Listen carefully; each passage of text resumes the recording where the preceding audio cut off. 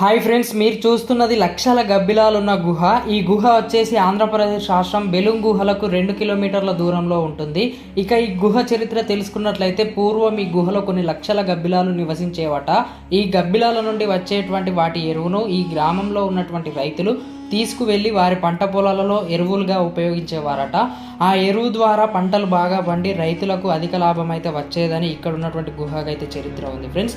ఈ గుహలోకి వెళ్ళాలంటే మొదటగా చిన్న బొక్కలో నుండి వెళ్తే లోపలికి వెళ్ళాక దాదాపు ఒక 7 ఊర్ల జనం పట్టేంత స్థలం అయితే ఉంటుంది. ఈ గుహలో ఇప్పటికీ కొన్ని వేల గబ్బిలాలు అయితే ఉన్నాయి. కొన్ని లక్షల గబ్బిలాలు ఉన్న గుహలోకి వెళ్ళి మీకోసం పూర్తి వీడియో తీయడం అయితే జరిగింది. పూర్తి వీడియో వచ్చేసి మన యూట్యూబ్ ఛానల్లో ఉంటుంది, చూడండి ఫ్రెండ్స్. అలాగే ఈ గుహ చివరికి వెళ్ళిన తర్వాత ఒక రాయి అయితే ఉంటుంది. ఆ రాయిని కనుక మనం చూసినట్లయితే ఒక శివలింగం మాదిరిగానైతే కనిపిస్తుంది.